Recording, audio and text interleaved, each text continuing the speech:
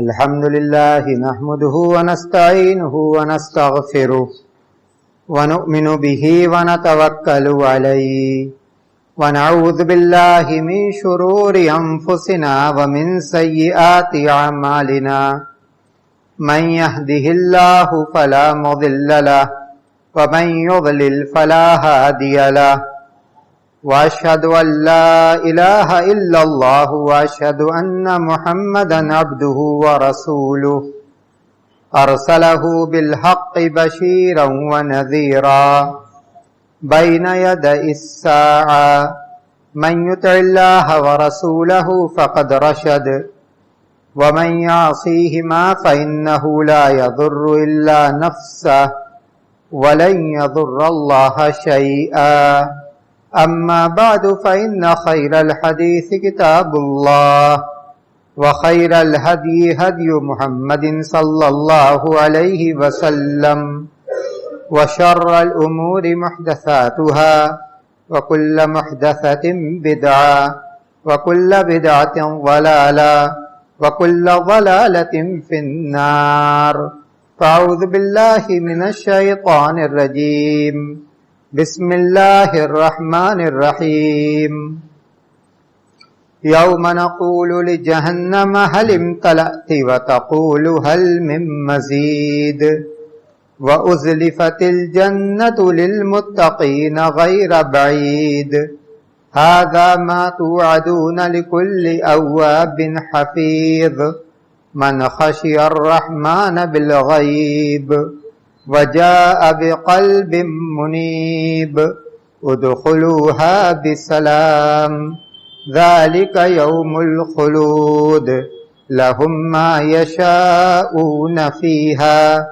ولدينا مزيد وقال تعالى والذين هم لفروجهم حافظون إلا على أزواجهم أو ما ملكت أيمانهم فإنهم غير ملومين فمن ابتغى وراء ذلك فأولئك هم العادون. برادران اسلام، محترم بزرگوں، عزیز بھائیوں، ماں اور بہنوں، اسلام طہارت و پاکیزگی کا مذہب ہے.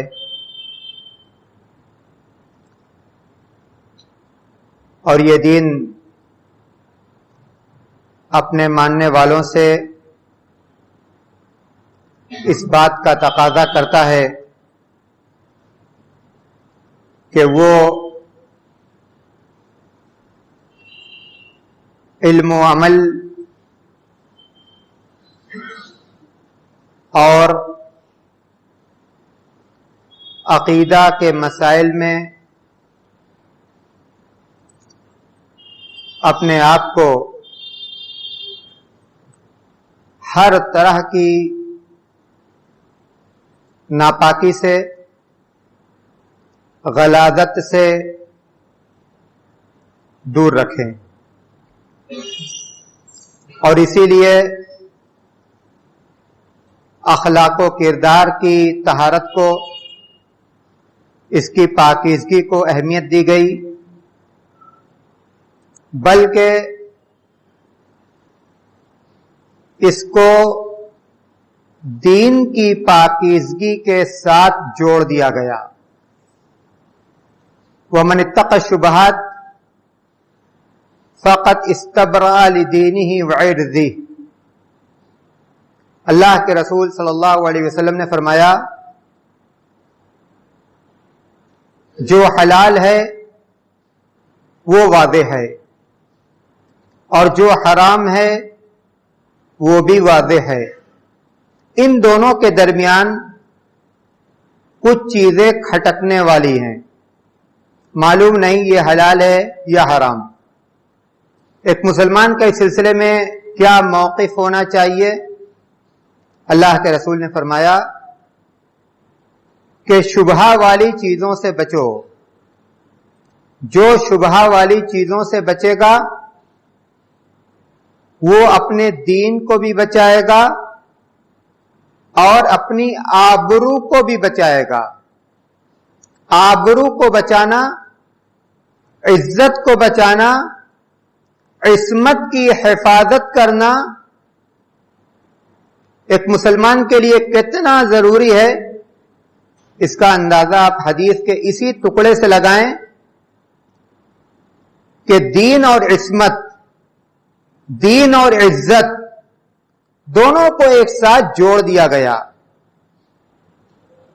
کہ اس سے دین بھی بچے گا اور عزت بھی بچے گی. اسی لیے اسلام نے عصمت کی حفاظت کو مقاصد شرع، یعنی جو شریعت اللہ تبارک و تعالی نے نازل کی ہے، اس شریعت کے مقاصد میں سے ایک بڑا مقصد قرار دیا ہے. جان کی حفاظت، مال کی حفاظت، عزت و آبرو کی حفاظت، یہ شریعت کا مقصد ہے. اگر کوئی شخص اپنی عصمت کی حفاظت نہ کرے تو خاندان کا پورا نظام منتشر ہو کر رہ جائے. کون کس کا باپ ہے، کون کس کا چاچا ہے، کون کس کا دادا ہے، یہ کیسے معلوم ہوگا؟ اور اس سے جڑے ہوئے جو احکام ہیں وہ احکام کیسے نافذ ہوں گے؟ حلت اور حرمت کے، نسب کے، وراثت کی تقسیم کے، بہت سارے احکام اسی کے ارد گرد گھومتے ہیں. اسی لیے قرآن کریم میں اللہ نے فرمایا ادعوہم لیابائہم، بچوں کو باپ کے نام کے ساتھ پکارو. اہمیت اسلام کے اندر حسب و نسب کی، اہمیت اسلام کے اندر اس بات کی کہ عصمتیں محفوظ رہیں، تاکہ جو احکام اس سے جڑے ہوئے ہیں ان احکام کا نفاذ ہو. قل للمؤمنین یغضوا من ابصارہم ویحفظوا فروجہم ذلک ازکی لہم. اے نبی آپ مومنوں سے کہہ دیں اپنی نگاہیں پست رکھیں، اپنی عصمتوں کی حفاظت کریں. ذالک ازکی لہم، یہی ان کے لیے پاکیزگی کی راہ ہے. عصمتوں کی حفاظت، کوئی دوسری راہ نہیں. والذین هم لفروجہم حافظون الا علی ازواجہم او ما ملکت ایمانہم فإنہم غیر ملومین فمن ابتغى وراء ذلك فأولئک هم العادون. اور جو لوگ مومنوں کی پہچان بتلائی جا رہی ہے، ان کی خوبیاں، ان کی اچھائیاں، ان کے اوصاف، والذین هم لفروجہم حافظون، جو اپنی عصمت کی حفاظت کرتے ہیں. الا علی ازواجہم او ما ملکت ایمانہم، جنسی خواہشات کو جائز طریقے سے ہی پوری کرتے ہیں. نکاح کے ذریعے سے پوری کرتے ہیں یا پہلے جو سلسلہ تھا بادی کا اس ذریعے سے پوری کرتے ہیں. فمن ابتغى وراء ذلك فإنهم غیر ملومین، جو جائز طریقے سے اپنی جنسی خواہشات کو پوری کرتے ہیں ان پر کوئی ملامت نہیں ہے، ان پر کوئی ملامت نہیں ہے. فمن ابتغى وراء ذلك، لیکن جو جائز راستہ کو چھوڑتا ہے، جو جائز راستہ کو چھوڑتا ہے، کوئی بھی راستہ اور کسی بھی نام سے، آج بے حیائیوں کے اچھے اچھے نام رکھ دیے گئے. ناموں کے بدلنے سے احکام نہیں بدلتے، ناموں کے بدلنے سے حقیقتیں نہیں بدلتی. شریعت میں جس عمل کا جو حکم ہے وہ حکم قیامت تک رہے گا، چاہے ہر زمانے میں اس کو الگ الگ نام دے دیا جائے. فمن ابتغى وراء ذلك، جو اس کے علاوہ کوئی بھی راستہ اختیار کرے گا، فاولئک هم العادون، یہ سرکش لوگ ہیں، سرکش لوگ، اسلام کے احکام کو ٹھکرانے والے لوگ، اللہ کی متعین کردہ حد سے نکل جانے والے لوگ.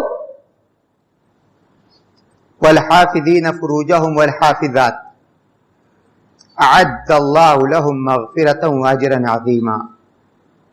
یہ آگے اللہ نے فرمایا سورہ احزاب کی آیت کریمہ، جس میں اللہ نے مومن مردوں اور مومن عورتوں کی صفات کو ذکر کیا. فرمایا کہ اور وہ لوگ جو اپنے عصمتوں کی حفاظت کرتے ہیں، مرد اور عورتیں. اور اسی آیت کریمہ کے آخر میں اللہ نے فرمایا اعد اللہ لہم مغفرۃ واجرا عظیما. اجر دیکھیے، ثواب دیکھیے، اللہ نے ان کے لیے بخشش اور بہت بڑا اجر تیار کر رکھا ہے. جو لوگ ان صفات سے متصف ہیں، جن کے اندر یہ خوبیاں پائی جاتی ہیں، یہ بشارت ان کے لیے ہے، اللہ کی بخشش کی بشارت اور بہت بڑا اجر، بہت بڑا ثواب. اللہ کے رسول صلی اللہ علیہ وسلم نے فرمایا من یضمن لی ما بین لحییہ وما بین رجلیہ اضمن لہ بالجنہ، جو مجھے اپنی زبان اور اپنی عصمت کی حفاظت کی ضمانت دے کہ زبان کا غلط استعمال نہیں ہوگا اور عصمت کی حفاظت کی جائے گی، ناجائز طریقے سے خواہشات پوری نہیں کی جائیں گی، جو اس بات کی ضمانت دے. اضمن لہ بالجنہ، اللہ کے رسول صلی اللہ علیہ وسلم فرماتا ہے کہ میں اس کے لیے جنت کی ضمانت لیتا ہوں. کون ضمانت لیتا ہے؟ اللہ کے رسول صلی اللہ علیہ وسلم ایسے متقی اور پارسا شخص کے لیے جنت کی ضمانت لیتے ہیں. اللہ کے رسول صلی اللہ علیہ وسلم نے فرمایا المرأة اذا صلت خمسها وصامت شهرها واحسنت فرجها واطاعت بعلها فلتدخل من ای ابواب الجنة شاءت. ایک مسلمان عورت 5 وقت کی نماز پڑھتی ہے، 5 وقت کی نمازیں پڑھتی ہے، رمضان کے روزے رکھتی ہے، اپنی عصمت کی حفاظت کرتی ہے، اپنی عصمت کی حفاظت کرتی ہے، اور نکاح ہو گیا تو شوہر کی اطاعت کرتی ہے. فَلْتَدْخُلْ مِنْ أَيِّ أَبْوَابِ الْجَنَّةِ شَاءَتْ، جنت کے 8 دروازوں میں سے جس دروازے سے چاہے وہ داخل ہو جائے. ثواب دیکھیے، عصمت کی حفاظت کا ثواب دیکھیے، سارے دروازے اس کے لیے کھلے ہیں. سبعۃ یظلھم اللہ فی ظلہ یوم لا ظل الا ظلہ. 7 قسم کے لوگ جو قیامت کے دن اللہ کے سایہ میں ہوں گے، جس دن اس سایہ کے علاوہ کوئی اور سایہ نہ ہوگا. رجل دعته امرأة ذات منصب وجمال فقال انی اخاف اللہ. 7 قسم کے لوگوں میں وہ جوان بھی ہوگا جس کو خوبصورت اقتدار والی عورت برائی کی دعوت دے گی تو وہ یہ کہے گا کہ میں اللہ سے ڈرتا ہوں، ٹھکرا دے گا اس کی دعوت کو. ثواب دیکھیے، مقام دیکھیے. ان خوش نصیب لوگوں میں سے یہ شخص ہے جو قیامت کے دن اللہ کے سایہ میں ہوگا. اندازہ لگائیے کہ ہمارے دین نے عصمت و عفت کی حفاظت کو کتنی اہمیت دی. یا معاشر الشباب، من استطاع منکم الباءة فلیتزوج فإنه أغض للبصر وأحسن للفرج ومن لم يستطع فعليه بالصوم فإنه له وجاء. جوانوں، نکاح کی عمر کو پہنچ گئے، جسمانی اعتبار سے، مالی اعتبار سے نکاح کی طاقت رکھتے ہو تو نکاح کر لو. کیوں؟ فَإِنَّهُ أَغَضُّ لِلْبَصَرِ وَأَحْسَنُ لِلْفَرْجِ. اس سے تمہاری نگاہ میں بھی محفوظ رہے گی اور تمہاری عصمت بھی محفوظ رہے گی. اور اگر تمہیں پریشانی ہے، تم اس کی طاقت نہیں رکھتے، تو روزہ رکھو. ترکیب بتلا دی گئی. اپنی عصمت کو خطرے میں مت ڈالو، روزہ رکھو. یہ روزہ تمہاری شہوت کو قابو میں رکھے گا. اسلام نے ان تمام راستوں کو بند کر دیا، ان تمام راستوں کو بند کر دیا جس سے کسی مسلمان کی عصمت خطرے میں پڑے یا اس کی عزت پر آنچ آئے. تمام راستے بند ہیں. کیوں بند ہیں؟ تاکہ عصمتیں محفوظ رہیں. قل انما حرم ربی الفواحش ما ظہر منہ وما بطن. اے نبی آپ کہہ دیں، میرے رب نے ان تمام بے حیائی کی باتوں کو، ان تمام بے حیائی کے کاموں کو حرام کر دیا ہے جو ظاہر ہیں اور جو پوشیدہ ہیں. علانیہ بے حیائی، اسی طرح وہ بے حیائی یا بے حیائی کے وہ کام جو چپکے چپکے کیے جاتے ہیں، اس دین نے سب کو حرام کر دیا. پھر میں اسی بات کو دہراتا ہوں کہ اگرچہ اس کو خوشنما نام دے دیا جائے تو خوشنما نام دینے سے اس کا حکم نہیں بدل جاتا. بے حیائی کی شکل بدل جائے، اس کا ذریعہ بدل جائے تو اس سے وہ حکم نہیں بدلتا. جو بے حیائی ہے، جو برائی ہے، وہ بے حیائی اور برائی ہے، چاہے وہ کسی زمانے کی ہو، کسی شکل کی ہو، کسی نام کی ہو. جو ظاہری بے حیائی ہے، جو چھپی ہوئی بے حیائی ہے، سب حرام. قل انما حرم ربی الفواحش وَإِذَا سَأَلْتُمْ فَلَا تَخْضَعْنَ بِالْقَوْلِ.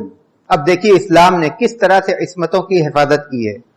فَلَا تَخْضَعْنَ بِالْقَوْلِ فَيَطْمَعَ الَّذِي فِي قَلْبِهِ مَرَضٌ وَقُلْنَا قَوْلًا مَعْرُوفًا. سورہ احزاب کی آیت کریمہ کا ٹکڑا. اللہ تبارک و تعالی نبی کی بیویوں سے کہہ رہا ہے، امت کی ماؤں سے، امت کی ماؤں سے. فلا تخضعن بالقول.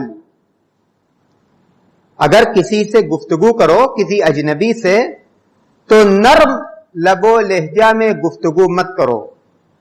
تمہاری بات میں لوچ نہ ہو، تمہاری بات میں نرمی نہ ہو، تمہاری بات میں مٹھاس نہ ہو.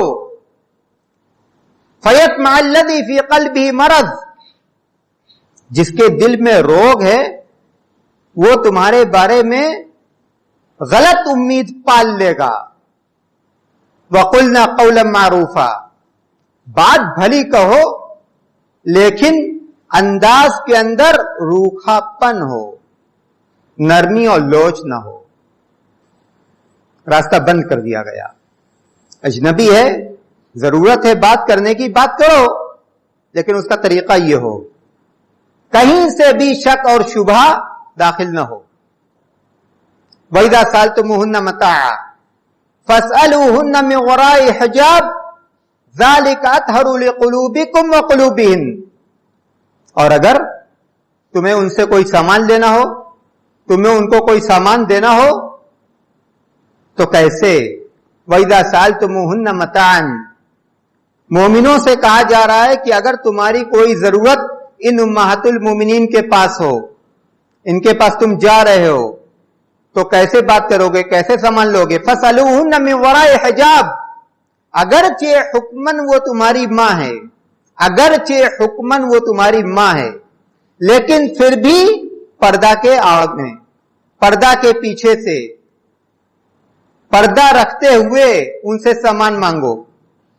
ذالک اطہر لقلوبکم وقلوبہن، اس سے تمہارا بھی دل پاک رہے گا اور ان کا دل بھی پاک رہے گا. کس طرح سے اسلام نے حفاظت کی دیکھیے. اللہ کے رسول صلی اللہ علیہ وسلم نے فرمایا ایما امرأۃ استعطرت، ایما امرأۃ استعطرت فخرجت فمرت على قوم لیجدوا ریحها فہی زانیہ. ایک عورت گھر سے نکلی، خوشبو لگا کر نکلی، خوشبو لگا کر، مرت علی قوم لیجدوا ریحها، لوگوں کے درمیان سے گزر رہی ہے اور لوگ اس کی خوشبو کو محسوس کر رہے ہیں. فہی زانیہ، یہ بدکار عورت ہے. جائز نہیں ہے اسلام کے اندر کوئی عورت گھر سے خوشبو لگا کر نکلے. ضرورت ہے گھر سے نکلو، پردہ کے ساتھ نکلو، لیکن خوشبو لگا کر گھر سے باہر نکلنا، ایسی عورت کو بدکار عورت کہا گیا. بدکار عورت. ما خلا رجل بامرأۃ الا کان الشیطان ثالثہما، کوئی اجنبی مرد کسی اجنبی عورت کے ساتھ تنہائی میں نہیں رہتا مگر دونوں کے بیچ میں شیطان رہتا ہے. تیسرا وہاں شیطان ہوتا ہے. خلوت حرام کر دی گئی. کسی اجنبی کے ساتھ مرد یا عورت خلوت میں نہیں رہنا ہے. راستے سے گزر ہو رہا ہو، عورتیں کس طرح سے چلیں گی؟ علیکن بحافات الطریق. اللہ کے رسول نے فرمایا صحابیات سے کہ مسجد سے نکلتی ہو بالکل کنارے کنارے سے چلو، لوگوں کے درمیان سے نہیں چلنا ہے. نہ گھروں کے اندر اختلاط، نہ راستوں کے اندر اختلاط. یہ سارے احکام کس لیے؟ حدیث کے راوی کہتے ہیں کہ اس کے بعد عورتوں کا یہ حال تھا کہ وہ دیوار سے اتنا سٹ کر چلتی تھی کہ اگر کسی مکان سے کوئی چیز باہر نکلی ہو تو ان کا کپڑا اسی میں پھنس جاتا تھا. اللہ کے رسول نے کہہ دیا، رسول کا فرمان ہمارے لیے کافی. اس طرح سے عمل کیا جاتا تھا. یہ سارے احکام کس لیے؟ عصمت و عفت کی حفاظت کے لیے. مسلمان نوجوانوں کو، مسلمان بچیوں کو چاہیے کہ وہ اپنے عصمت و عفت کی حفاظت کریں. آج کے اس وقت میں عصمت و عفت کی حفاظت کرنا ایک بہت بڑا چیلنج ہے. ان کو یہ بات جاننی چاہیے کہ وہ اپنے گھر کی عزت ہیں، اپنے والدین کی عزت ہیں، اپنے خاندان کی عزت ہیں، اور ہر طرف ایسے لوگ موجود ہیں جو ان کو برائی کی دعوت دے رہے ہیں. اللہ کا تقوی، اللہ کا ڈر اپنے دلوں میں بیٹھائے رکھیں. یہی تقوی اور ڈر ان کو اس برائی سے بچائے گا. وہ یہ جان لیں کہ وہ کہیں بھی ہیں اللہ کے علم سے باہر نہیں ہیں. الا یعلم من خلق وهو اللطیف الخبیر. کیا وہ نہیں جانتا جس نے پیدا کیا کہ ہم کہاں ہیں، کیا کر رہے ہیں، کس سے بات کر رہے ہیں، کیا بات کر رہے ہیں. ہمارے ہاتھ میں موبائل ہے تو اسکرین پر کیا ہم دیکھ رہے ہیں. الا یعلم من خلق، جس نے پیدا کیا کیا وہ ان چیزوں کو نہیں جانتا؟ وَهُوَ اللطیف الخبیر، وہ باریک بھی ہے، چھوٹی چھوٹی چیزوں کو جانتا اور خبیر، اپنے بندوں کے اعمال سے باخبر ہے. یعلم خائنۃ الاعین وما تخفی الصدور، وہ آنکھوں کی خیانت کو بھی جانتا ہے اور دلوں کے رازوں کو بھی جانتا ہے. نہ ہمارے آنکھ کے اشارے اس سے مخفی ہیں اور نہ ہمارے دل کے ارادے اس سے مخفی ہیں. اللہ کے رسول صلی اللہ علیہ وسلم نے فرمایا اتق اللہ حیث ما کنت، تم جہاں بھی رہو اللہ کا تقوی تمہارے ساتھ رہے. تم جہاں بھی رہو اللہ کا تقوی تمہارے ساتھ رہے. تو مسلمان نوجوانوں کو یہ چاہیے کہ وہ اسلام کے اس حکم کی اہمیت کو سمجھیں اور اپنے آپ کو اس پر عمل کرنے والا بنائیں. اس پر عمل کرنے والا بنائیں. اللہ کا تقوی شامل حال رکھیں اور اس کے لیے اللہ تبارک و تعالیٰ سے مدد اور توفیق بھی طلب کریں. وہی مدد کرنے والا اور وہی توفیق دینے والا ہے. وآخر الدعوانا ان الحمد للہ رب العالمین.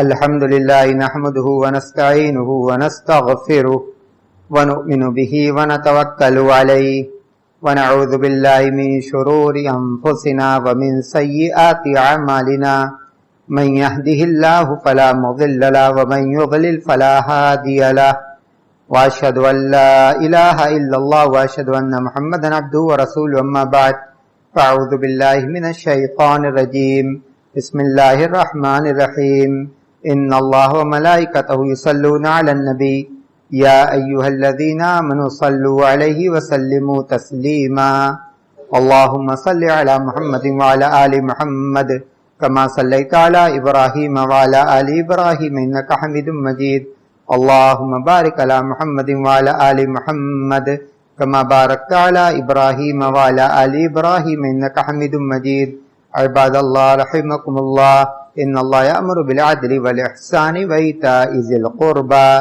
وينهى عن الفحشاء والمنكر والبغي يعظكم لعلكم تذكرون اذكروا الله يذكركم وادعوه يستجب لكم ولذكر الله تعالى أعلى وأجل وأعظم أكبر.